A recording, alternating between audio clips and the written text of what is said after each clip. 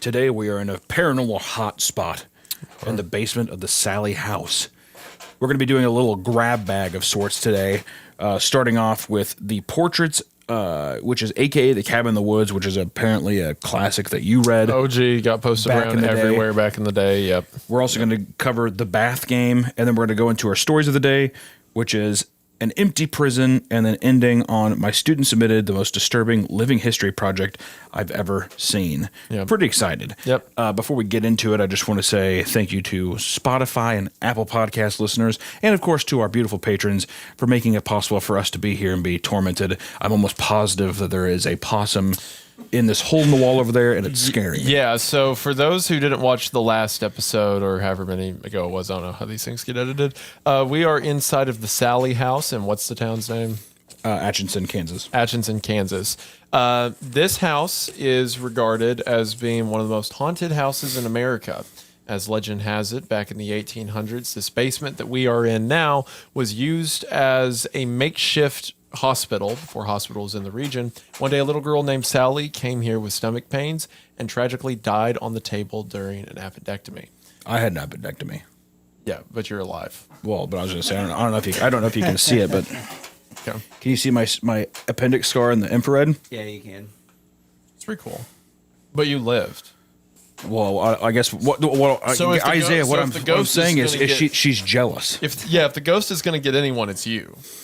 Because you lived. I don't have an appendix for her to take. I mean, it's Well, gone. it's jealousy. Clearly. Oh, well. We're also talking about like an 8-year-old child. Oh, I mean, she's 100. She's over 100 years old now. That's true. She's pretty old by now. Hopefully, by this time, she's learned a little bit of compassion. She's learned a I would bit of perspective, perhaps. Also, this place has been, it's been a little spooky.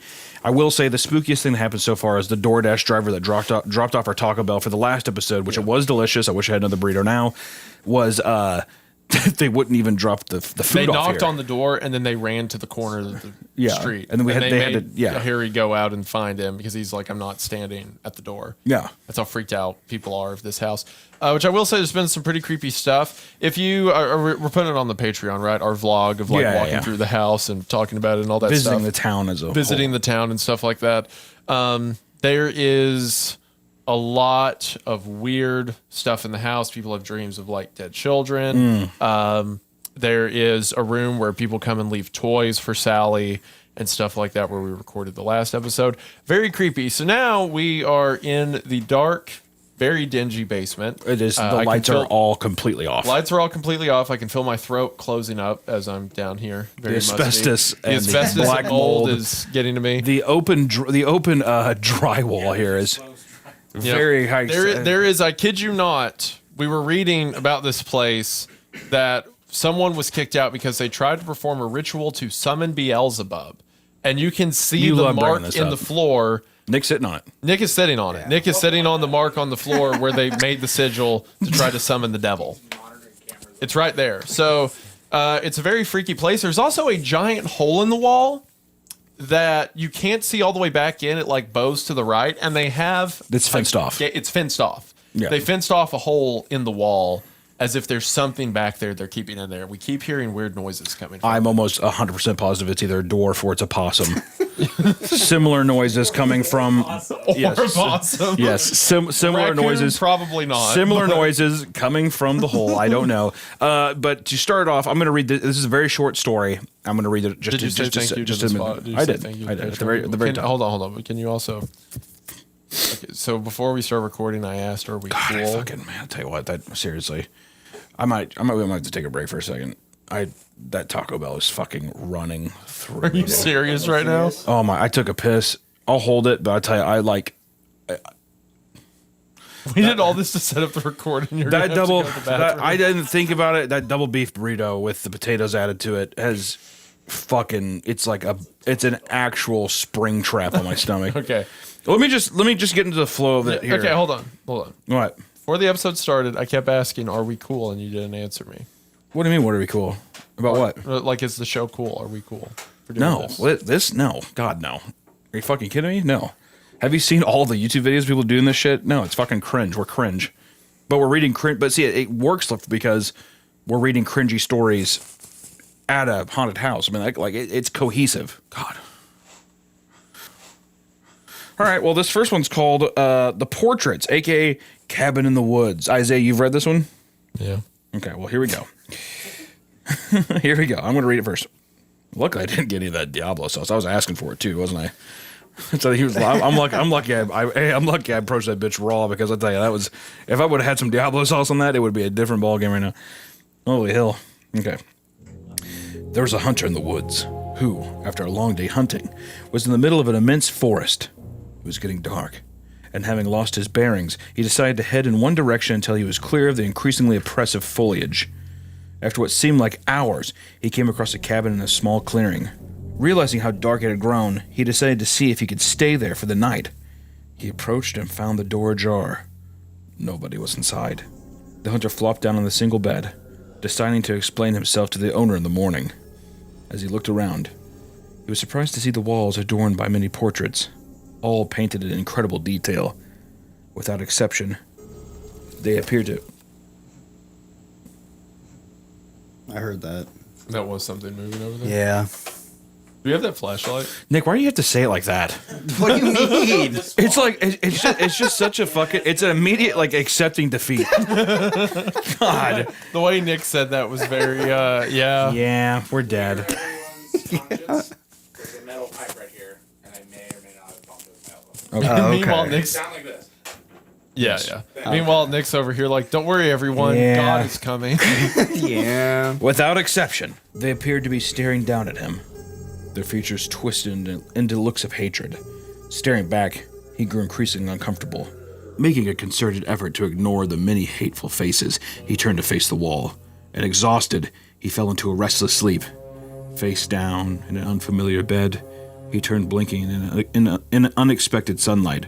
Looking up, he discovered that the cabin had no portraits, only windows. That's fun. No. People looking at him in the dark. I mean, how cool is that? And see, you know what's fucked up is out now with that bang, Nick just immediately accepting fucking defeat that we're gonna die. Now I just expect it in there. I'm not even joking. I keep looking over there and I keep feeling like I see some kind of fucking figure in the shadow. So I'm not gonna lie. Shut up. Don't even say fucking All right. anything. Did you Yeah, see well, something back there? I'm not gonna. I'm He not told gonna me to shut up. I'm not and gonna say gonna- fucking anything. I'm saying that I don't even know what I saw. I'm just so guys. I really can't. We need to put a picture on screen. I can't explain to you how much of a death dungeon this thing looks like. Yeah, we have to put. All right, so I actually have to quit looking at it because I keep looking at this one spot. I Stop. swear to God. Shut Get a the flashlight fuck right up. now. Someone get a flashlight right now and shine it into that hole in the wall. What do you mean you didn't break? Okay, All right. I'm getting a little. Okay. Hey, you guys are spooking me out, dude. I'm fucking freaking myself Yeah, I'm out. getting Okay, so scared. there's about to be a flashlight to dispel this, but I'm looking in that top right corner, and I swear I keep seeing this. Dude, shut the fuck up. I keep seeing this. Here's the wall I keep seeing. Stop it. You're fucking with me. Oh, I swear, the longer I look, it's like, So I just need you to shine a light so I know it's my eyes playing. I mean, what the tricks fuck on are we gonna? I mean, there's Yeah. like a Middle Eastern man down here. me. You know what it is? Okay, do you see how from here you can see that brick a little bit back on this? Oh right my corner? god, that mound of dirt. This is a start of a horror movie. It's like The Hole. or Why? something. What the fuck are we doing? Shut the fuck Okay, up. so that brick that's in the top right, from right here, it is right on the precipice of being I too know dark what to you mean. see. I know so what it you mean. keeps showing and going It's away. It horrible. looks like it's moving. It's horrible. That's So it. when you move, your perspectives. Yes. Yes. And it's like, oh, It's there's a something fucking there. Never illusion. mind. It's There's an something illusion, there. and it's horrible. Oh, Yeah. it's a fireplace. Never mind. Okay. All right. So that's wait. So at first, you know, what I thought it was. I thought this was like who's the fucking like fat little girl that goes to the bear's house? Red Ri- Goldilocks. Oh, Little Red Riding Hood. Oh, No, No, that's the Goldilocks. wolf. That's the wolf. Yeah, Goldilocks. I thought it was that vibe for a second. Yeah, yeah. The whole idea, though, all the faces look—that's fun. Yeah, well, this used to get passed around all the time. And it'd be accompanied with images like scary portraits and stuff like that, or like in empty woods. Is it not a Grimm's fairy tale? It has such a vibe. I mean, it has a tone related to it, but I don't think it's literally a Grimm's fairy tale. I remember this getting passed around the time that like the stairs in the woods were popular and stuff like that. Oh, Where it's so- like yeah. you come across weird structures out in the woods. What could they mean? What could it be about? And I like the idea that this cabin is like an open door for anyone to come lay in, but then they're watched for some reason. And it's also just a great zinger on the end. No portraits. Oh, it's great. I mean, my God, was that even a minute long? Besides my dyslexia, I mean, that would have been a 30-second read. Yeah. Well, It's a very powerful little kick. I read that one. Harry put in here the bath game. Do you want to read the bath game and explain what it is? Let's do the bath game. So the bath game, we did a video at one point when it's the one we did the Bring Her Back, Greywater. In the Greywater video, we covered a series of ritual creepypastas where it's like you perform some action and then like a thing, like the midnight game and stuff like that. So the bath game's one of those. And given that we are in a house with a spirit that keeps showing up through the wall over there, this one's about summoning a spirit. So... Did you hear a cat meow? Right now? Yeah. No. Okay. Earlier? Yes. You heard one earlier, but not right now. Not right now. You heard a cat meow earlier? Are you fucking... Why didn't you say anything? Why do I hear it right now? It's just a cat. Nick, you're sitting on a satanic sigil. I hate You're on top of no summoning shit. I hate that you're in the creakiest fucking chair known to man, and then you keep shifting back and forth, and you keep saying it's just a cat. You sick fuck. Also, I think my foot's swollen from the being so asleep. There's going to be a giant hand reach down and just flip me through the floorboard, just rip me straight up. I don't like that. Yeah, I wouldn't like it either, Nick. I don't like that. I don't like. Oh, Isaiah's dead. I don't like that. Oh, that's a bummer. All right. The bath game. The bath game, formerly known as Deruma-san. Is that What how the it's pronounced? fuck does that mean? Weeb. Holy That was shit. a little weird, the tone I approached that with. Formerly known as Daruma Sand. This bitch comes from overseas. Are you fucking kidding me? Daruma? What would Daruma be? Aruba, Jamaica. No. Daruba, Islamic. Daruma. Daruma is Islamic? No, it is in dash. This is an stand, so it's gotta be Orient. Islamic bath game? No. Are you fucking kidding? All right, we're just gonna. I can barely see your face, you cocksucker. I'm telling you. You're freaking out right now. He's just all I see in the dark is just What? I'm just looking. you're smiling at me. Bath game, formerly known as Daruma-san, is an old game surrounding a ghost from a bathtub that follows you all day. Playing Daruma-san can result in bad things happening to you, even death. That's kind of fun. It's like it's not even you might not even get killed, but it's like it could. It could. You never know. Yeah. Things that you will need. A bathroom with a bathtub. Well, Easy. I just figured, yeah. Starting the game. Step 1. Before you go to bed, take off all your clothes. All right. Step 2. Enter the bathroom, fill up the bathtub, and turn out all the lights. Step 3. Sit in the middle of the tub while facing the faucet or tap. Close your eyes and wash your hair. Step 4. As you wash your hair, you should repeat these words. Daruma-san fell down. Daruma-san fell down. So it looks like the Daruma doll is a traditional Japanese hollow round paper mache doll. Nick, why'd you say it was Islamic? And it's the founder of Zen Buddhism. I It's guess. my go-to. Did you say that's my go-to? He said. God. All right. Hi, Basha. Nick sitting in his room in like the turban and a prayer mat. Freaky sigil, man. Yeah, no shit. My go-to. I saw someone comment on a Papa Meat video one time. Anytime Nick speaks, I have to get ready. Step 4. Do not stop repeating this until you finish washing your hair. Your eyes must remain shut. Step 5. As you wash your hair, you will picture a Japanese woman standing in the bathtub. She will slip and fall into a rusty tap, gouging her eye out, killing her. Jesus. Step 6. You will hear a sound coming from behind you or feel a movement in the bath. Do not turn around or peek. You have finally summoned the ghost. You will feel her presence as she emerges out of the bathtub. Ask out loud. Why did you fall in the bathtub? Step 7. You can, the way you said that was very accusatory. Yeah. Idiot. Step 7. You can finally get out of the bathtub and make sure your eyes remain shut.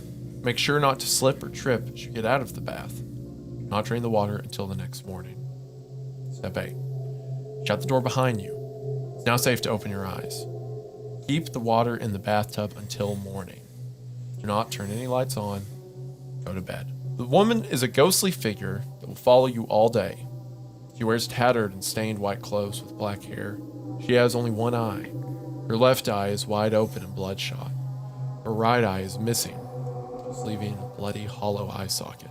When you wake up in the morning, the game will begin. Your day will begin normal until you will feel the presence of the one-eyed woman glancing over your right shoulder. When you turn around, she will not be there. She will get closer and closer as your day goes on. Do not let her catch you. If the one-eyed woman's getting too close, you should shout, Tomer, which means stop. then run away fast. This will put distance between you and the woman. You must end this game before midnight, or else she will keep stalking you and appear in your dreams to kill you. To end the game, you must catch a glimpse of the one-eyed woman and shout, Kira, which means I cut you loose. while swinging your arm in a chopping motion. The game will end. One-eyed woman won't follow you anymore. Rule number 1, do not open your eyes when the ghost first appears. Rule number 2, do not let the one-eyed woman trip you when you leave the bathtub. Rule number 3, do not re-enter the bathroom after you leave. Rule number 4, do not drain the bath until morning. Rule number 5, do not let the one-eyed woman catch you. This game is very dangerous. It can get you killed when you get out of the bathtub. It's very important to play with caution. What a fucking demented fucking Japanese game that is, huh? Well, I mean, yeah, the idea is like if you fucking want to fu- touch the supernatural and like There ain't no fucking touching. You basically Dude, make you know who- you make a Japanese pirate that follows you around all day. you know who it would have. do you believe in nightmares, Miss Swanson? Cause you're in one. Yeah, cause you're in one, Miss Swanson. When you put it like that, Also, this literally does sound like a pervert's fantasy of like. Yeah, take your also, be clothes sure to off. take your clothes off, wash your hair very rapidly, but don't open your eyes. I think the and then also implication- don't drain the water till morning. What the fuck do you think they're doing with that water? I think the dude. implication is you're mimicking the steps of the woman If you're who hearing, was taking a shower and fell and died, and the water stayed until someone found her the next morning. if you hear somebody, mimicking- if you hear somebody drinking the bathtub water with a straw, don't look. It kind of from Yeah, then yell, Toriyama. Yeah, it's Akira Toriyama. There's one face, an image that gets passed around online, around a lot online as a scary image that I think might actually be related to this story. Yeah, I can't find the image right now. I was just pulling up like stuff from The Grudge, which is what I'm looking for. But there's this image that goes around online that I think only has one eye. That I think might have come for this, but it's the image is often detached from the story. If I can find it in post, we'll show it. But I think that stories like this are for people that I could see it working with the narrative, like the character we just read about in our last story, Ad Infinitum, where it's someone who is at the end of the rope, needs something, needs to change something, and it's like, what have I got to lose, kind of thing, right? I could see them doing a game like this to touch the other side, to see what's beyond the veil, sort of. When it said look over to your right shoulder, I fucking did it, and I scared the fuck out of myself. What'd you look at? I looked at it. Well, there's a silver handle there, but I thought it was eyes. It scared me. Trying to find this one, but anyway, we can go on. All right. But what'd you think of that? What do you think of the ritual games? I mean, they're not really narratives. Who They're the just like fuck a are? fun I thing. mean, I like the idea because it's just like this was like fan fiction before the internet to me. This is what those kinds of people did before the internet existed. Or whatever. So people would pass around this. I just mean like it's just people being like, "Isn't this cool?" Like that kind of thing. And it's whatever that mindset is. It doesn't make a lot of sense what I'm saying. But I'm just Urban saying, legend?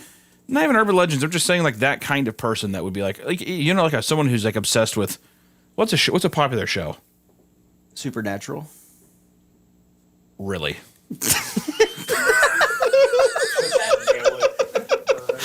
Really? Why don't you just say monk while you're at it, dude? You know, never fucking mind. I don't know. It's fun. They're fun. But at the same time, I'm just like, what kind of fucking psychopath would do this, dude? God, Supernatural. Shut the fuck. I've never heard you once say that before in your life. What's a popular show? Supernatural. Hey, you want to know some horrible information? Would it surprise you to know I used to be super into Supernatural? It's a good show. I'm not saying that the show is not good. It's just a funny thing to write. Like you could have said The Sopranos or anything, or like I don't know. Anything that isn't Supernatural. All right. Well, should we get into Empty Prison? Yeah. Let's start actually reading a story. Let's head on to I'm a little rude to say that. Well, this is a story podcast. How long have we been recording so far? 24 minutes. See, Oh look my at that. god, half an hour. We haven't read one story. We've read 2. Thank you very much. That's not how it You've works. basically heard me have a seizure, and then I got tripped up over a Japanese pirate. Also, once again, I feel like I hear something in the hole, and I cannot stress that enough. You're probably hearing my foot because there's like dirt where I am. And I don't- If I move my foot, it's like. Trevor's trying to calm your nerves. You are directly in line with the hole. Why would you say that? It's the worst person. Why would you say that? That's so cruel. Yeah, that should have been the follow-up. Supernatural.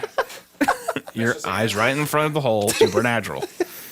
I want to take a moment to thank today's sponsor, Cash App. Cash App is here to work for you so that you can earn more money and then spend it on what you want to spend it on. That means more money in your pocket and maybe more books on your shelf or more movies in the cabinet or whatever on God's earth Hunter spends his money on. Cash App can do way more than you think and make your money work for you. If you direct deposit at least $300 in paychecks each month and use the Cash App card for purchases, you can earn interest on your savings. No minimum fees, no minimum balance requirements. Spending money can help you save money. Also, you can hit your savings goals even faster by turning on roundups on your Cash App card. With roundups, every purchase you make is rounded up to the nearest dollar, and that remainder amount is put back into your savings. And as mentioned, those savings can earn you money when you use the Cash App card. So, for just a few cents that you probably don't even think about at the time of purchase, it can work for you over time. Don't let your money just sit around and gather dust.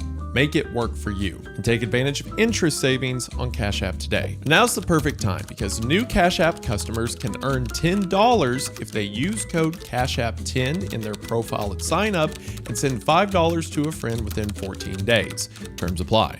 That's right, just head to the link in the description and use code CashApp10, and if you were going to send $5 to someone anyway, might as well get $10 back for it. Cash App is a financial service platform, not a bank. Cash App Visa Debit Flex Cards issued by Sutton Bank, member FDIC, and the Bancorp Bank, N.A., pursuant to a license from Visa USA Incorporated. See terms and conditions for the Sutton Prepaid Card, Sutton Debit Flex Card, and Bancorp Debit Flex Card. Cash App Green features savings, direct deposit, roundouts, overdraft coverage, and discounts provided by Cash App, a blocking brand. Borrow cashback offers, and visit cash.app/legal/podcast for full disclosures. Visit cash.app/legal/podcast for full disclosures. Thank you to Cash App for sponsoring the show. Their link will be in the description. We are back to the episode.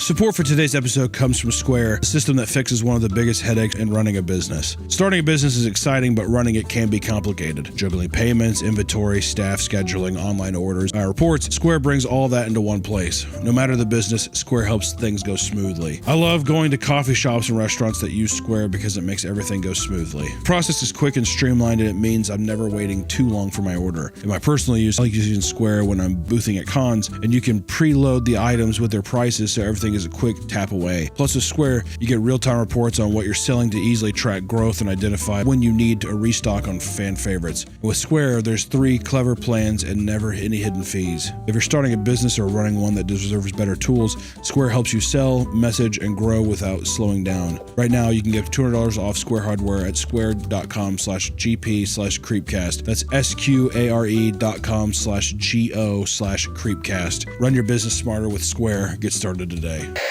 All right, Empty Prison. Yeah. Let's do it. By M59 Gar. Yes. So do you remember what story of his we've read before? No, dude. No. Of course not. What are you talking The feed about? isn't that. Do you want to guess? M59 Gar? Yeah, we liked it. We liked it a lot. Can you give me a hint of what it was? It's in a basement. No, it wasn't. Is it really? Is it a basement story? Kind of. It's Is about it? a recluse. Is it the one where it's the guy who's stuck in his apartment or whatever? Not the one we read recently about the pill that keeps him away. No. I'm talking about the one where it's like a guy's isolated and he's like looking through the little hole. Yeah, and he thinks that everyone's been turned into aliens. Yeah, okay. Yep, that's him. Psychosis is the name of it. Psychosis, there you go. So M59 Gar wrote that. Okay. He's written a bunch of other stuff too. After we read Psychosis for Creepcast, a bunch of people recommended this one as a follow-up. Among Us. Amog Us? You said among Amog Us? Is that still a popular? Nothing name? would make me happier. Could that get you pussy now? You think? Like, is it like Nothing would make me retro, happier yeah. than if It's like, something. it's like a retro meme. If something flew out of that fence at 100 miles an hour directly into you. I don't think so. Amog Us. Cool. I bet you anything people are gonna be like. I bet you there's. I don't think I if can you're do the good, show if you're a anymore. good enough looking guy and you're going to like a 28-year-old girl, you No. probably could say All right. Amog Us and he'd get you some All right, pussy. all right. It's probably true. Yeah, they probably think you're saying It's Amog ironic. Us. What do you say? Amog Us? You're horrible. You're actually Amog Us? Supernatural? They probably think you're saying Amog Us. Oh, please fuck me. Okay. Please split me open. Okay. Amog Us? Is that have you unironically said Mog to a girl before? No. You that I've sounded I don't like the so level of detail he had with that. that's- Me never. me. This No. guy. I'm just a little guy. What are you looking up? I'm looking just like a bunch of. I'm trying to find this one image. God, can we read an empty prison? Is this freaking you out? You don't like No, this? none of those are bringing me out. Just gay porn. He's on the Ask Jeeves. What do you think about that? Cool, huh? Yeah, All right. Bing, Safe Sheriff. All right. An empty prison.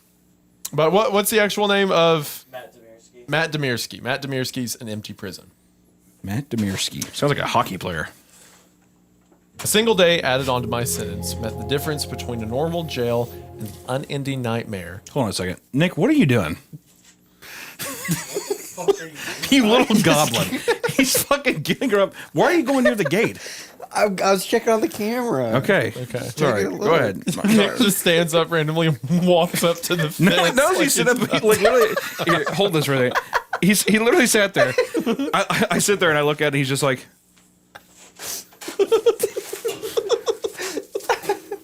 He like crawls off. It's the fucking scariest thing. And he's in the creakiest, oldest Polish chair they could find. on something that's been well established as a demonic summoning sigil.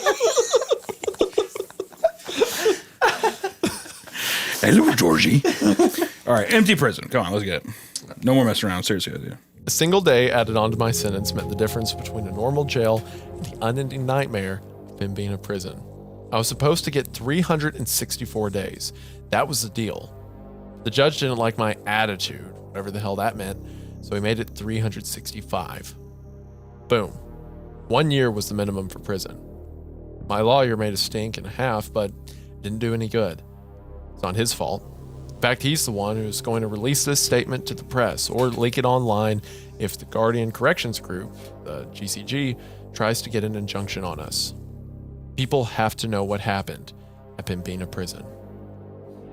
I'm going to put it right out there and tell you that it was haunted. You think I'm joking, nuts, or lying, but you have no idea. Haunted prisons aren't anything like you imagine. Those places that advertise themselves and give people tours or sick jokes compared to the real thing. It got so bad that you can actually look up GCG's official filings for Chapter 11. That shit put them out of business on their very first prison, and right there on the briefs, using an early statute of North Dakota law from 1857 to file an insurance claim, it says, site of Pembina Prison confirmed by Governor's Office and 2 notary publics witnessing in person to be afflicted by the supernatural such that continued business is impossible. I'm telling you. Okay.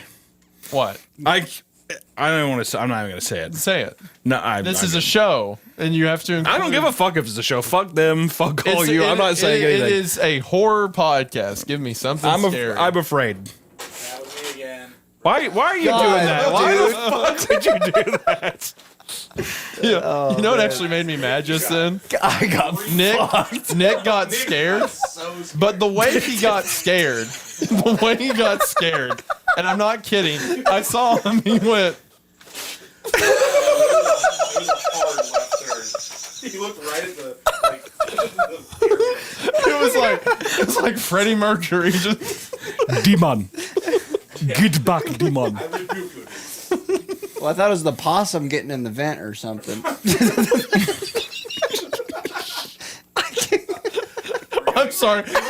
Did the ghost of my grandfather just show up in the room with us? Oh my god. The skeleton. The skeleton.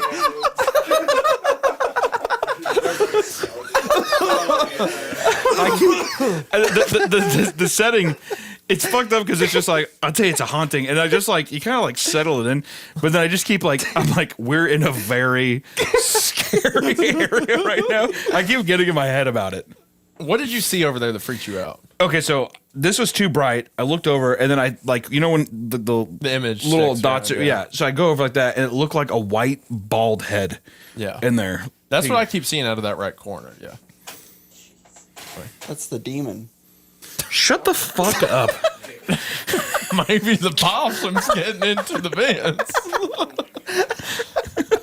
We might genuinely be getting gas poisoning. You think so? Is that serious? Nah. Been listening for like an hour. Like fucking 85 minutes. Oh my god. Are you serious? Let's just fucking keep reading. I'm going to keep reading. Any more comments from the peanut gallery before we continue? Site of Pembina prison confirmed by governor's office and 2 notary publics witnessing in person to be afflicted by the supernatural such that continued business is impossible. It wasn't the first time the prison was closed for that reason either. The leeches kept buying it and reopening it, hoping to make a buck off the common man. And I was shoved into that hellhole without knowing the history even a single bit. Don't get me wrong, the building itself wasn't so bad, especially for something straight out of 1853. It was a big stone cube that was squat, heavy, and cramped, but way less sealed off than modern prisons. We could see a lot of the cells around us.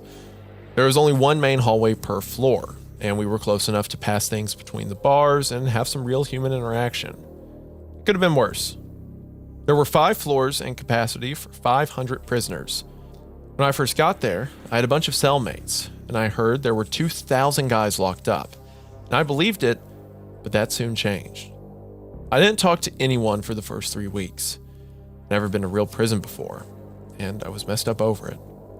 I didn't want to accept that I would be in that place and stuck with 3 other guys in my cell for an entire year. The whole prison seemed full of feral men. The bottom floor would start screaming and hollering and panicking in the middle of the night all at once. We were on the top floor, but we could hear their screams echoing through the open old layout like they were right there with us. I just thought the prisoners on the bottom floor were all nuts until the guards weren't there to wake us up the first day of my 4th week. When I woke up in my corner without some asshole guard banging on the bars of our cell, I finally had to talk. I asked one of my cellmates, Dante, what was going on, and I'll never forget the fear in his voice as he said something that should have made us all incredibly happy. The guards are all gone, man. Prisoners were talking quietly between the cells and loudly between the floors through various whispers and shouts. But the most we could figure out was that something on the first floor had made them all quit in protest. Sure, must have been the crazy screaming like that during the night, right? Except none of us could get any word from the bottom floor. It was dead silent down there. The guys on the second called out for hours. Someone was down there, they said, because they could hear shuffling footsteps walking around at random every so often. But whoever it was never said a single word. That was the first time Dante mentioned the crazy stories from the first floor. He muttered that he hoped none of that was true, but when I asked about it, he just shook his head. Nothing, man. None of it ever made sense. We were a little worried as the day wore on and nobody came to let us out for breakfast. And then nobody came to let us out for lunch. The time we usually got to spend outside in the yard came and went, and people began getting restless. In the cell to our left, Dante's friend Will began telling guys to pass the word that we should all calm down and start sharing any food we had to hold away.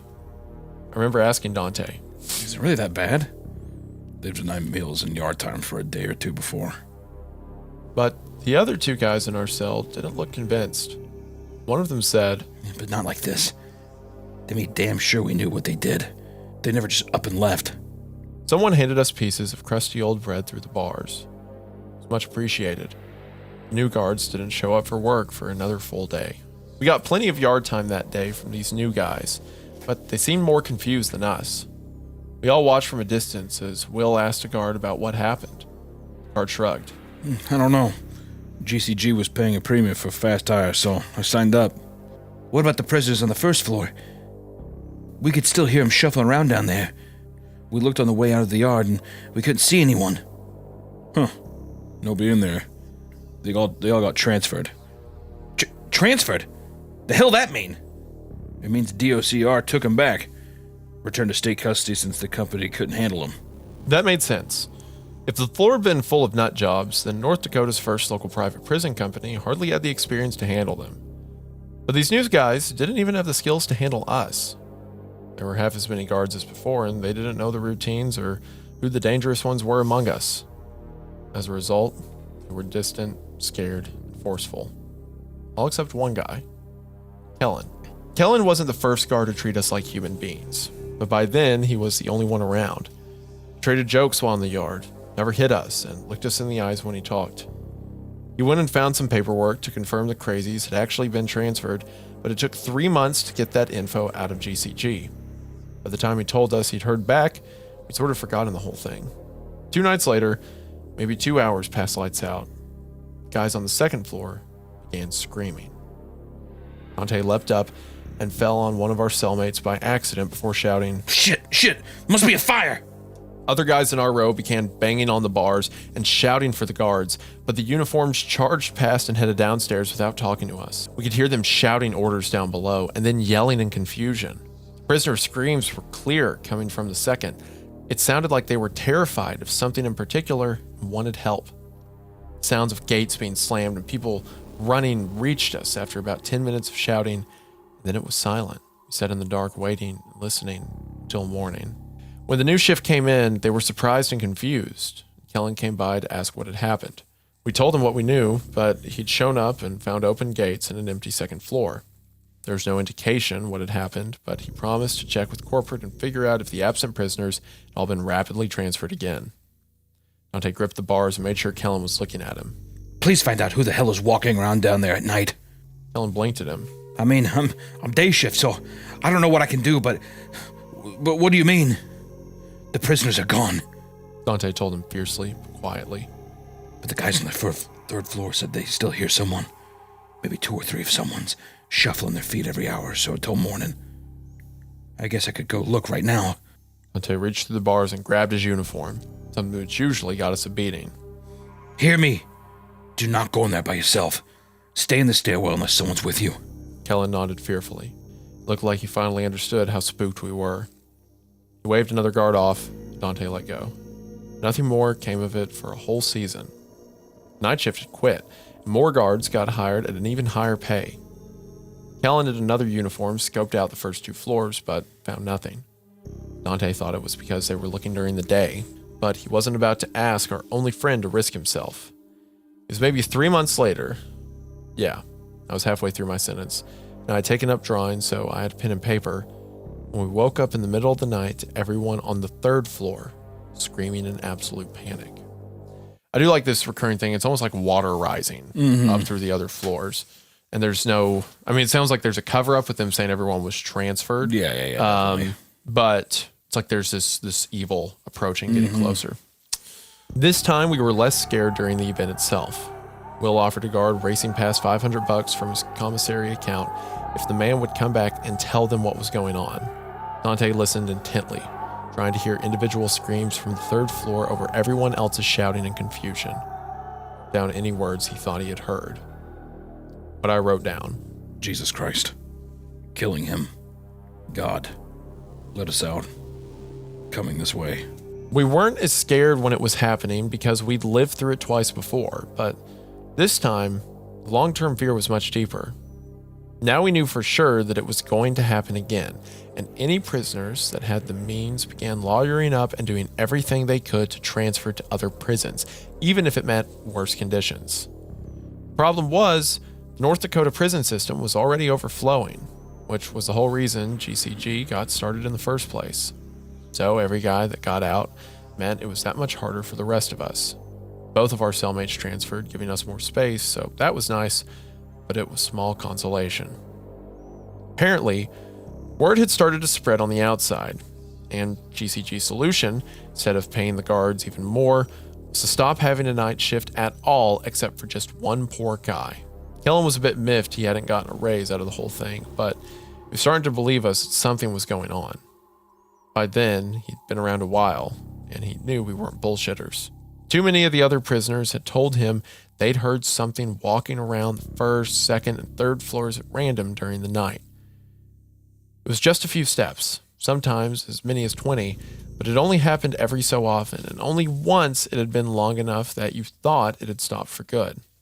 One guy on the 4th floor said he'd heard a full run from one end of the 3rd floor hallway to the other, clear enough that he expected a guard to come charging up the stairwell, but nobody had appeared.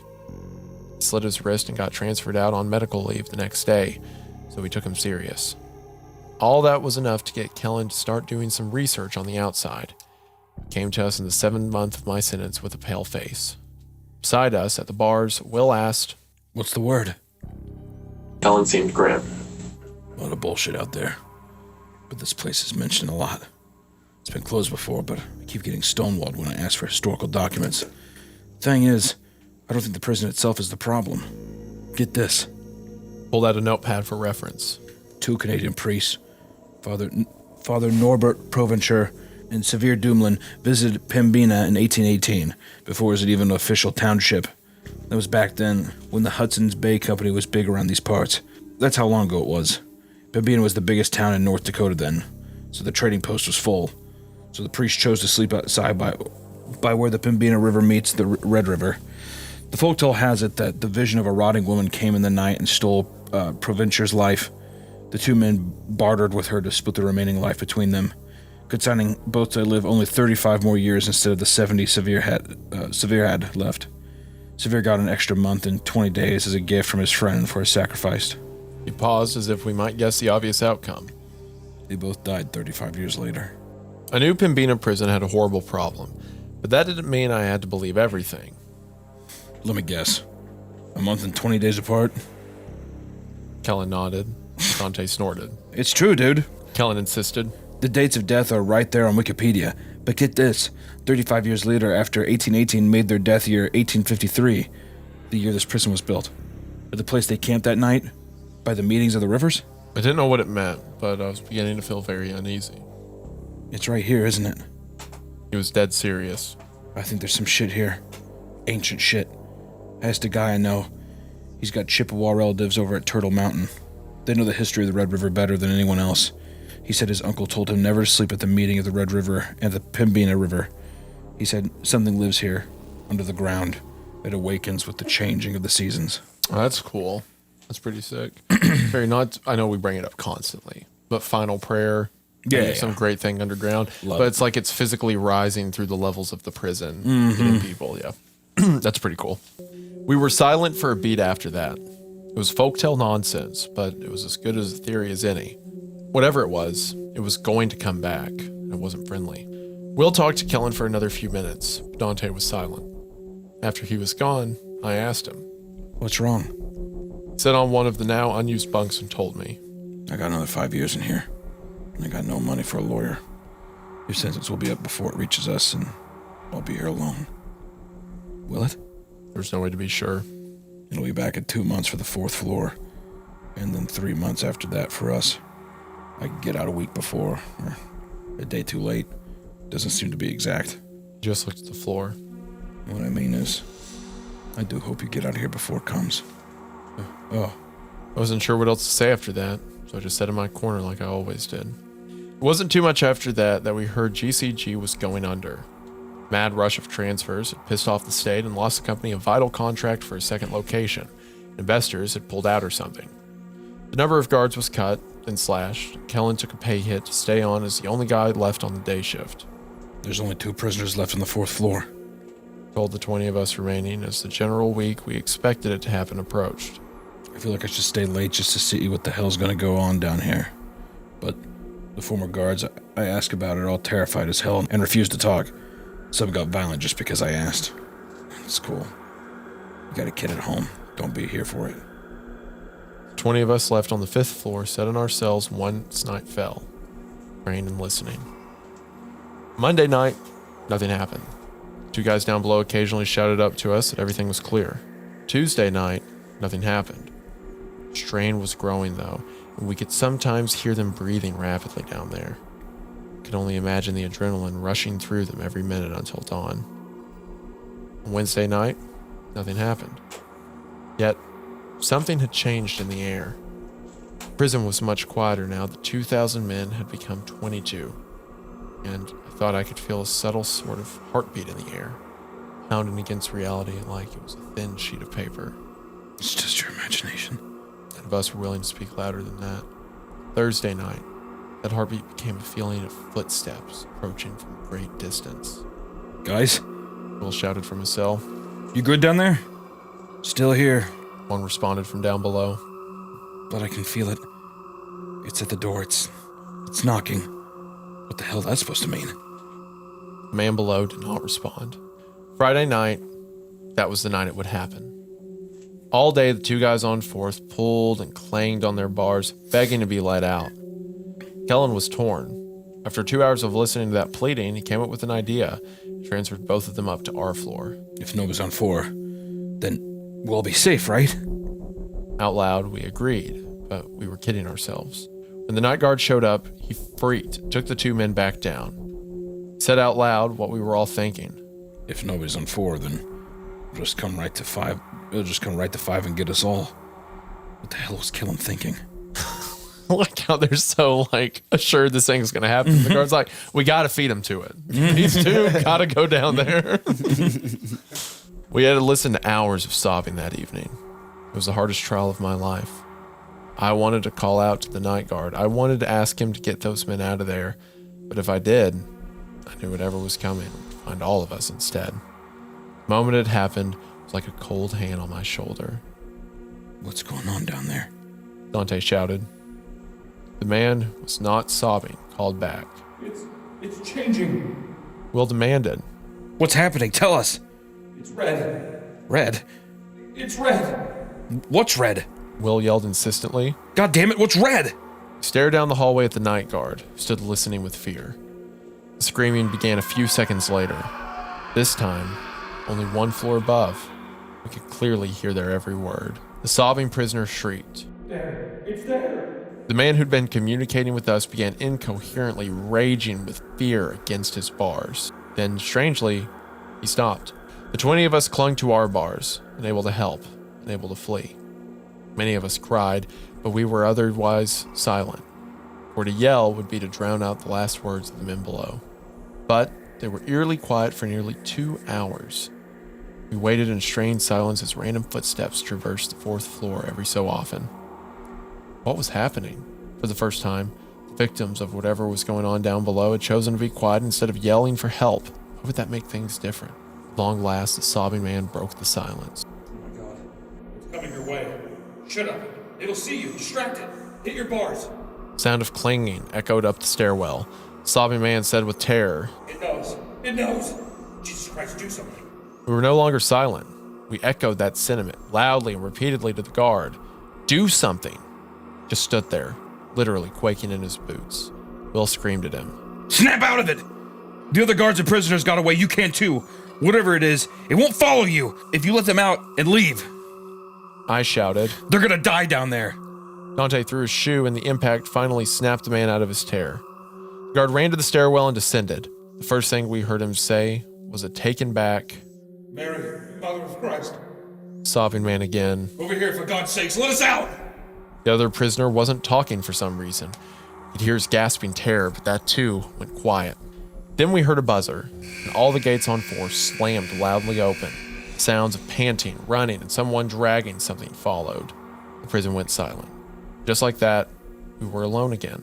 The formerly crowded prison now felt terrifyingly large and empty, with only 20 of us and no guards. That night, the unmistakable sound of footsteps echoed from down below. I counted time as best I could. 40 minutes. Someone took 3 steps out of his cell and into the hallway. An hour and 6 minutes. Someone ran 10 steps along the hallway and stopped abruptly. 28 minutes.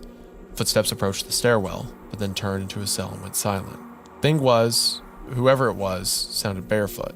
The starting and stopping locations did not match. Where they ended was often nowhere near where they began again later. That's pretty. All the little like clues we get to this thing's terrifying that we don't see it, but we hear people talking about it. But I also love that like whatever happens to these people, they're moving somewhere down there, but it's almost like they're floating in between locations or something where they're very quiet, then they get loud and stuff.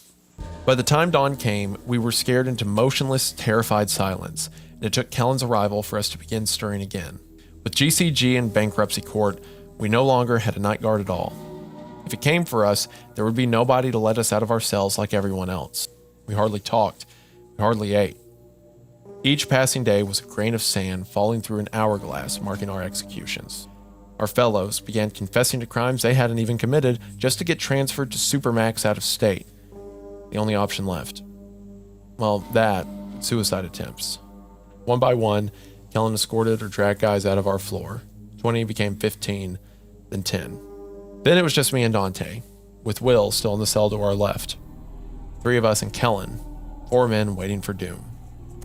We sat playing card games in the weeks leading up to it. It would be 1 full year for me in that place, but I could swear I'd spent a lifetime in that cell. I couldn't remember life before. Couldn't imagine surviving after. Every day I prayed for a transfer to come in, but North Dakota had gotten sick of our shit. The judges had stopped hearing cases from him being in prison. They didn't know there were only 3 of us left. Nobody knew. Contacted the media, we phoned the governor's office, we made a ruckus. That was worse than nobody knowing. Turned out, nobody cared. 2, there was nobody higher up at the GCG following the situation, and Kellen couldn't get anybody on the phone. Payroll, meaning just his paycheck, was being handled by a third-party disbursement company that couldn't answer questions about ongoing proceedings. The week approached. On Monday night, nothing happened. We were like statues in our cells, alone, waiting for a sign of the executioner's approach. When dawn came, we sighed and began moving again. Dante asked. You get out on Friday? I nodded. If things went like before, I'd be released the day of. As long as I left before sundown, it'd be all right. Tuesday night, nothing happened. 2 for 2, just one more. One more day. Sat through the darkness until... No. The feeling of the prison had changed around us. A subtle heartbeat seemed to pulse against our faces and ears and eyes. It had come a day earlier in the week than the last time. That morning, Will patted my arm as we both leaned out the bars. Sorry, man. Dante just shook his head angrily. I wasn't going to get out in time. On Wednesday night, the heartbeat became the sound of footsteps approaching from some unfathomable distance. I think I stood at the bars of our cells that entire day. Fingers wrapped around metal with force to match the tension in the air and in our minds. This couldn't happen. This wouldn't happen. My lawyer would walk in and tell me he'd gotten the judge's unfair addition of an extra day removed. 1 day. 1 damn day. Even if I'd spent the whole year in this prison, 1 day still meant life or death. Let me out. Let me the hell out, for God's sake. But nobody cared. Nobody would listen. I'd like to tell you that Kellen stayed late that night. I'd like to tell you that when the entire floor began to glow red, hallways, the cells, the stone itself, as whatever ungodly abomination in the earth began to wake upon the changing of the season, as distant footsteps became a traveler at the door of our minds, I'd like to tell you that Kellen was there, hit the button, opened the gates, and let us all out. I'd like to tell you that I didn't see anything, that I'm not permanently a broken man. I didn't clod the walls of my cell as it approached slowly, moving a few steps every 20 to 70 minutes. I'd like to tell you that all 3 of us were able to run away and escape that horror upon reality, with its rotting hands and blind eyes radiating crimson light as it searched for us at random. But I can't give you a satisfying end to this story. The disbursement company fired Kellen and changed the locks on the property. According to their paperwork, all the prisoners had been moved, and they thought he'd been getting paid for guarding an empty prison. They left us in there for 11 days before the heir was found, which meant 11 nights with that thing. For 11 days, we starved. For 11 nights, we sat absolutely still, not daring to move or breathe or even look left or right. Knew where we were, generally. Stood right outside our cells for hours. Sometimes walked right through the bars and grasped at the beds around us, daring us to make even the slightest motion. When you've spent 6 hours staring into the blind crimson eyes of a rotting demon, unable to blink your eyes for fear that it will hear the air your lashes move, when you've seen what I've seen, the worlds it's walked reflected in hellish red, you'll understand. No one cares. I'd like to tell you that Kellen actually existed. I'd like to tell you we had a friend among the guards, that it wasn't all bad. I'd like to tell you I wasn't traumatized by the hell I went through being left to rot and left to die as nothing more than a number on some corporation's books. But no one cares. End of story. That was fun. I like that one. That was a good one. That's a really cool idea that there's like a cursed prison that this thing rises up through. I also like to mention at the end that Kelton's not real. That's kind of just like, oh, this is how we found out our information, but that's not. No one actually cared about us. There was no one there to help us out in the midst of this. Yeah, it was really. I mean, like the buildup was really, really nice. Yeah. Really fucking creepy. And it's like prowling around, this thing slowly moving, looking for people. Like it's come to collect its due of anyone who camps by the river, and the prisoners count as people that are camping. But it's slow and it takes its time to move, and it can float around and stuff like that. I think that's really cool. Yeah, I think that like a really great payoff, great build up to the same that I felt with whenever we read Psychosis and stuff. Kind of like a weird conspiracy thing. Has there ever been like the GDC in this? You know how like in government documents people say there's like, oh, there's aliens and stuff. Has there ever been anything with like paranormal stuff in official documents? I think so. Has there? Yeah. There's been like a bunch of stuff. Oh, I didn't know that. What do you mean by paranormal stuff? Like investigation into the paranormal? Yes. Well, Confirmed like ghost exists? No. Right. But there's stuff like if you look at a bunch of the old CIA files, there's a ton of stuff back around like the 60s and 70s where they did experiments to try to understand if there was something to like telepathy. So they got like a bunch of professional telepathics and like had them conduct a bunch of experiments. They did a bunch of experiments with hallucinogenics to see if people were able to like astrally project and stuff like that. So there was one called Operation Sunbeam, I believe it was, where they gave people like LSD and stuff like that. And they called it controlling, where they would try to pilot where they were projecting themselves to. Is that what that movie, The Men Who Stare at Goats, was based about? Not actually projecting like that, but it's a similar thing of like, that was during World War II. So that was OSS. That was like pre-experiments. Oh, okay. But same idea. But there's some crazy stories from Operation Sunbeam where like people reported that they found the Ark of the Covenant in a cave in the Middle East, and people who reported. What about the fucking Middle East giants or whatever? What the fuck was that about? Remember that one? Afghan, Yep. yeah. The Afghanistan giants. Yep. Giants at Kandahar, I think it was. Do people say, is that a meme or is that like a... It comes from, so there's, the stories of biblical giants and stuff like that, which is my, if you watch. I've made a bunch of videos and like references to biblical giants and stuff like that. I think they're a really interesting topic. But the rumor is that graves and like sites of them exist in the Middle East that have been covered up by like governments, and there's been a bunch of political interest to try to keep information of them secret, and that there's passageways in the mountains in like Iraq and Afghanistan that leads down to places where they could still exist. So the story is, in 2012, I believe, there was a group of rangers who got into combat with something, and a bunch of them were killed. And it's supposedly a cover-up that they were searching in caves for insurgents and ran into a giant that killed several of them until eventually the area was like blown to bits, and then the whole thing kept hush-hush. But the story is that a group of Army Rangers ran into a giant in Afghanistan. Interesting. There's about, I mean, that's not an official document. That's more of like a fun conspiracy theory thing. But there are official documents with the CIA, and like MK Ultra, for example.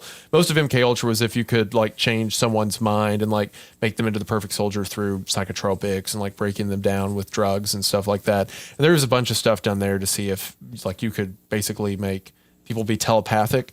Part of MK Ultra was giving LSD to dolphins to see if they could learn to communicate with humans off of that. That must be fun for the dolphins.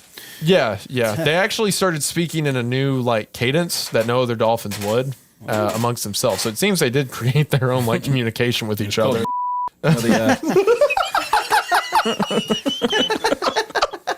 Yeah, we gotta bleep that. All right, so one final story tonight. Yeah. We're reading My Student Submitted the Most Disturbing Living History Project I've Ever Seen, and this is posted by Gretel Cat. We haven't read anything from Gretel Cat before. It looks like they only have 2 stories ever posted to No Sleep, and it was like 8 to 9 years ago. Okay. But this story has 24,000 upvotes. Wow. Okay. So, yeah, a bunch of people were super into this. So it seems they had a couple of bangers and it just dropped off. And then dipped. I love when people do that. So we'll leave them linked in the description. Gretel Cat, if you somehow watch this and you want to make more stories, here's your audience. Keep writing. So keep writing. But for now, into their story. One of my least favorite parts about being, and obviously everyone will be linked in the description. If you want to support the artist, please do. They deserve it. Right. One of my least favorite parts about being a middle school history teacher is the bullshit living history assignments we give at the end of every school year.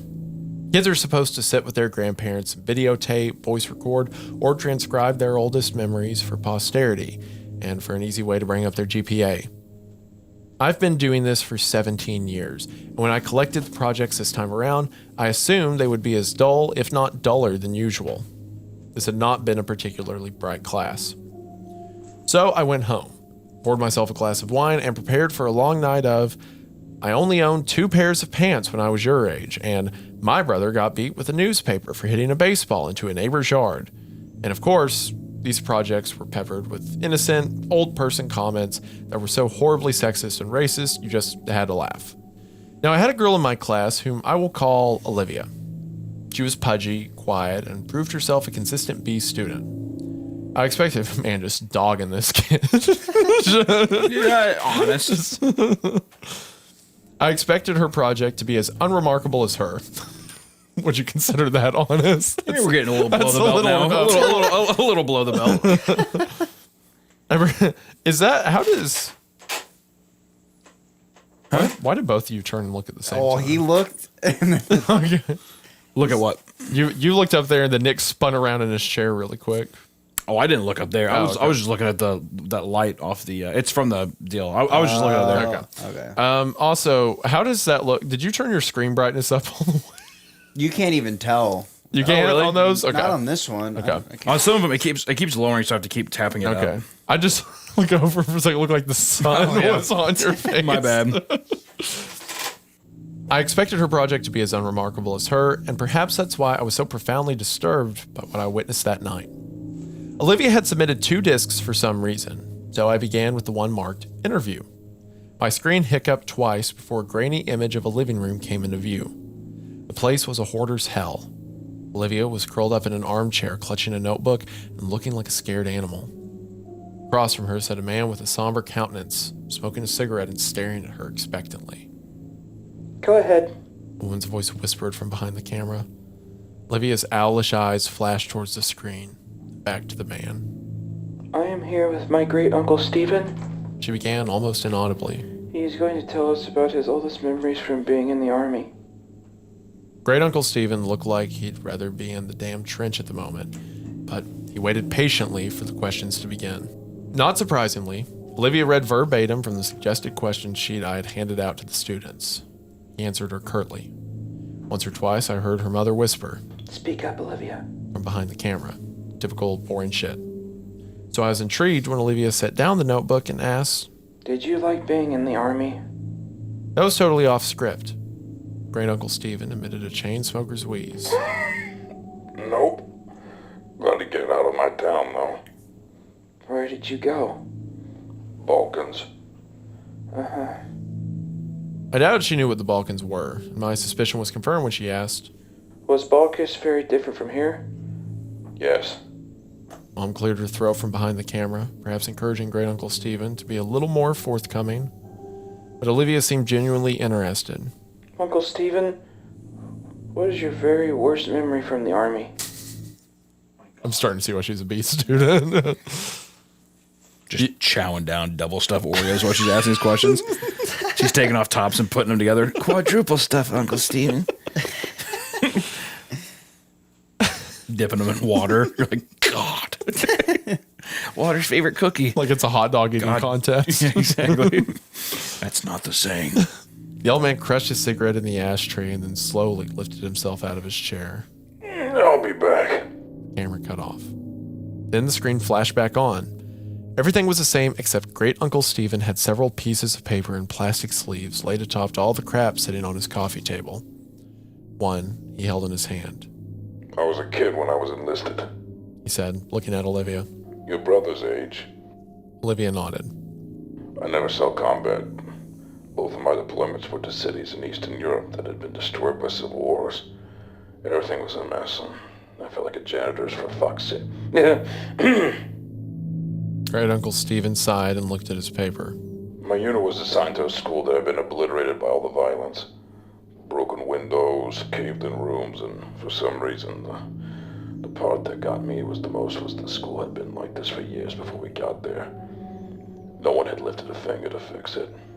I saw kids walk by it on the way to go beg for money for whatever shit they did. Camera dipped towards the floor. I heard Mom whisper harshly at Great Uncle Stephen. I couldn't make out what she was saying, but it wasn't hard to imagine. You want to hear the goddamn story or not? I heard him bark in response. Then you better let me tell it how I want it. Mom? Please stop interrupting. Are you presenting this in front of the class? No, Mom, we're just handing it to the teacher. I'm sure he's heard worse shit before. Great Uncle Stephen contributed helpfully. It wasn't a he, as a matter of fact, but other than that, the statement was accurate. The camera was lifted, and after a couple of blurry focus adjustments, the shot was the same as before. I'm talking too much anyway. He lifted the piece of paper in his hand close to his face. In the basement, I found this letter. I didn't know what it said, but I had a buddy of mine translate it. So, I'm gonna read it now, and I'll tell you what I saw in the basement. Chill ran down my spine. Mom zoomed in to Great Uncle Stephen in his letter. His palsied hands trembled as he held up the paper. This is what he read. Dear Sir, I never loved my country. So many of these skirmishes are born from patriotism, a power struggle for the shards of a once great empire, and I do not care what name my home has on a map. This fighting is senseless, and I stay as far away from it as I can. It was not these attacks and disorganized violence that took the lives of my wife and child. It was illness. Mercifully, it happened quickly for the baby. Nadja suffered for longer. I watched in horror, knowing I could do nothing for them. My only solace is that I was there for them every step of the way. I stopped going to work one day, and no one came after me. I doubt they noticed I was gone. Since the school was simply across a field, visible from my window, it would have been easy to go for a few hours each day and come home quickly to care for them. What was the point? All I did was clean floors. I was as useless to the world as I was to my family. I tried to take Nadja to the hospital, but the journey was too long and taxing. I brought her home, and she died that night. After Nadja and the baby were gone, well, I don't remember much. I didn't leave my hovel, barely ate and slept, thought many times of taking my own life. Tempting though it was, I felt paralyzed by my own helplessness. The one thing that kept me sane was my radio. Never turned it off once. Even though I didn't listen to the words being said. In fact, the channel I got the clearest was in English, I think, which I don't speak a lick of. But the voices, the music, the true knowledge that life existed beyond this violent city sustained me. I have no idea how long passed before I saw the light of day again. I was dizzy from hunger, so finding food was my priority. My radio came with me, of course. Since I first holed myself up, it has gone everywhere with me. It talks to me as I sleep and as I wake. I don't know what it's saying, but I know I would die without it. Once I had some water and food, it occurred to me that the only thing left to do was to go back to work. So I did. The following morning, I simply returned to the school where I was a janitor and got back to work. Nobody made a big deal out of it. Like I said, Nadja had been sick a long time, and those who worked at the school knew it. I appreciate that no one had pestered me to come back to work during the hardest days of my life. The teachers never said much to me, but we smiled at each other in the halls, and that mutual respect was perhaps the reason I decided to come back at all. The place had gone to the dogs without me, so I simply grabbed my broom and rags from my closet and set to cleaning. Everyone is grateful to have me back, I know, and the best part is that nobody minds my radio. I bring it with me everywhere and keep the volume low enough not to disrupt the students. No one has ever complained. In fact, I suspect they like it. The schoolhouse is not very big, but does require a lot of maintenance. Floors are always sticky and stained, so I spend most of my time mopping. Kids make messes. Guess that's why I'm still in business. Sometimes I have to move things around to make sure I get every spot on the floor beautiful and clean, but I take pride in that. And the repairs. School always needs tune-ups here and there. I'm happy to help. Some days I'm reconstructing a desk that broke as I whistle along with the radio. Other times I handle more serious, structural issues. Days when I have work like this, I feel truly instrumental, like a cog in a larger machine. How could this school survive without me? It took me a long time, but I once again feel that I have purpose. There is a larder behind the school that is full of preserved food. In lieu of payment, I'm allowed to take as much food as I need. That arrangement's fine. What would I do with money anyway? I used to bring the food back to my home, just one field away from the school, but when I started sleeping in the basement, no one seemed to notice. The school is special to me and I cannot leave it unguarded. When I'm besieged with memories of my wife and baby, I turn up the volume on the radio to drown out such thoughts. It works for me every time. Except this morning. Because this morning, I woke up in dead silence. I frantically examined the radio to see what had happened. I honestly cannot tell how many days in a row I've been using it. Did it simply live out its life and die naturally? I've spent the entire day trying to fix it. Most of this time, I've been crying.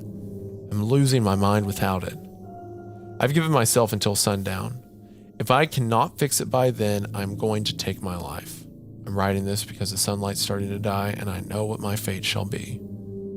Thought about taking one last walk through the halls of my school, saying goodbye to the students and teachers. I know I will be missed, but I cannot bring myself to leave this room. I cannot go anywhere knowing that my radio is dead in here. There are no more tears in me. It feels now like I can't catch my breath. I vomited what little food I had in my stomach, and I'm growing dizzy again, like I did after Nadja died.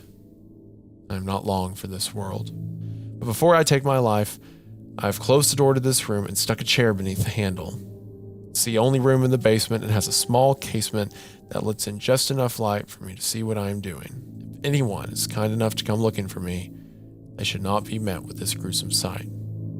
Perhaps they will see the doors blocked, smell my rotting body, and simply forget I ever existed.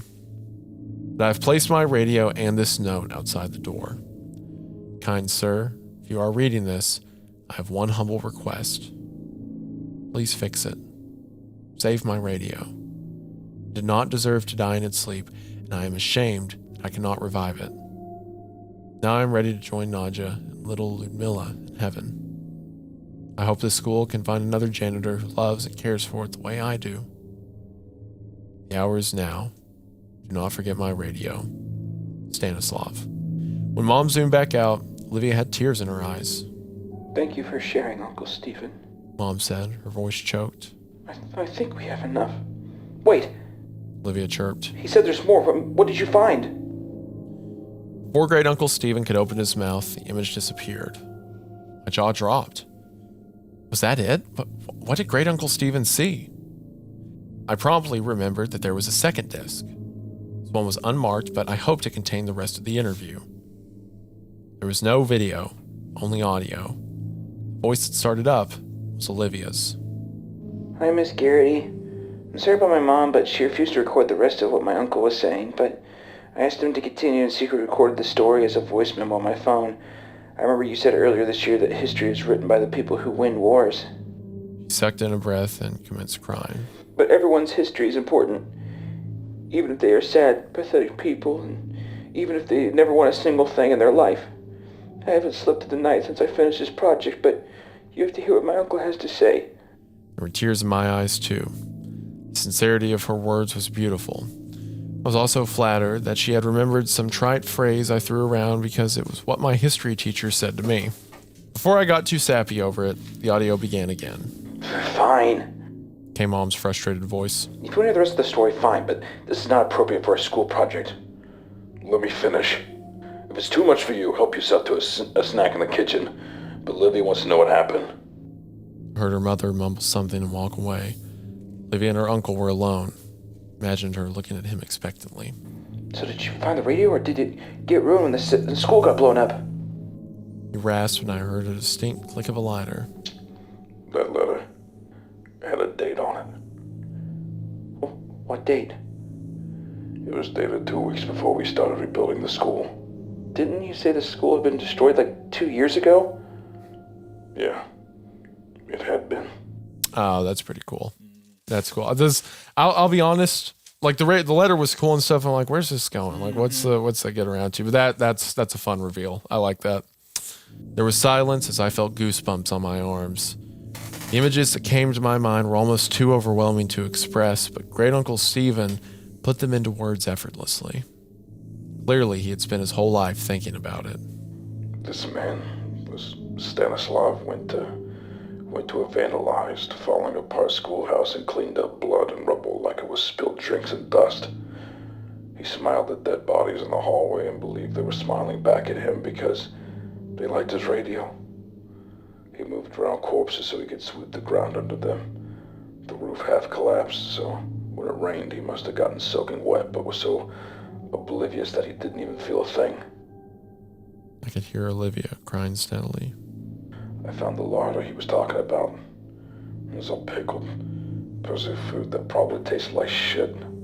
Most of the stuff was moldy. Did you see the dead body? Yes. Hanging from the ceiling, but still amazingly lifelike. He wasn't running away. This hadn't happened years ago. Did he look peaceful? She asked, a chord of desperation in her voice. Couldn't tell you. The smell was rank and his face was blue and his eyes were bulging like this. Imagined him demonstrating. And the radio? I heard Great Uncle Stephen take a long drag off a cigarette. It was there all right. And it was still on. That's fun. Wow. That's good. Wow. That was, all right. So in the midst of it, about midway through, I was kind of like, where, Beautifully written story, but what's the catch? For it's like, all right, I don't. You're kind of waiting for a reveal. You know what I mean? Waiting for the shoe to fall. Where it's like, all right, I see it, well done and stuff. But then with the school is destroyed, he was cleaned up the rubble, and that last line, the radio was still on. It's like, then what was the switch that made him not see through the delusion, but part of the delusion ended, and he took his own life. There's so many different layers of stuff of a war-torn person. I mean, like that now, even the top comment talking lost about his family to illness. Was that even true? Maybe who knows? War did take him. It could have been the war that took him. I don't know. Devastating. Yeah. But man, I will say today, 2 fucking amazing stories. Wow, and good. I really want to read another one of the other Gretel Cat story immediately because that was punch to the fucking that gut, one. man. The ending of that was sick. I love that the radio was still on. That's so good. Yeah. It's like what did his mind construct to where he was in a normal school, but the radio quit working. When in reality, he was cleaning rubble and the radio was fine. Like what was he seeing? What did reality look like to him? Because it just lets the viewer just run with it of like what the fuck happened. It's one of those things too that the author probably has such a clear picture in their head, but they just didn't. They just know not to like totally give it all to you, you know, because that level of mystery. I mean, you're in the same boat as the teacher. Also, what a fun premise too is a setup of like, oh, we do these stupid living history assignments that I fucking hate. It's just such a great setup. It's like, oh, this is dumb, but here we go, do it again. Well, here's a weird one I came across. Yeah. Also, 2 stories. And even the stuff like the beginning where it says that his house looked like a hoarder nest and stuff everywhere. There was so much little context you didn't get till the end, And that line she says where it's like, you can tell Uncle Sam, which his name is Uncle Sam, yeah. But where she says, you can tell Uncle Sam had spent his life thinking about this question. What did it? It's like, I don't know, the radio was still on. Like that's haunted him decades since. Yeah. I think 2 stories that were awesome for this setting. I mean, I will say the first story got me pretty scared and stuff. And I think that just a fucking eerie, fun time. I hope that it was as fun to watch as it was to be in here recording this shit because it was pretty crazy. But guys, this is our story. I also want to add real quick to give Gretel Cat another shout out. Remember I said she has one other story? The title of the one other story is The Animals on My Farm Always Kill the Newborns. Oh, that's fun. Yeah. So that's sick. So we'll have to check it out sometime. Yeah. So Gretel Cat. Maybe we can read it while you're in town. That'd be fun. Yeah. N59 Gar, and then the other 2 stories, the bath one and the portraits one, are anonymous but classic. So hopefully you all enjoyed Two OGs, or like shit. a ritual game and an OG, and then 2 really good stories off notes. No, it was a really fun episode, and honestly, it's been really fun recording in this house and stuff. Fucking spooky. We'll have to do another one of these again. But until next time, guys, thank you so much for those who are listening on Apple Podcast and Spotify, all that shit. Be sure to check these ones out in person because the visuals are a lot of fun. And also thank you to our patrons who support us and are bringing us together, and just have kept this ship afloat for a long time. So we do appreciate it. If you want some extra content, please check it out. Until next time, guys, stay creeped. So now that we read good stories, would you say we're cool? No, it's still cringe.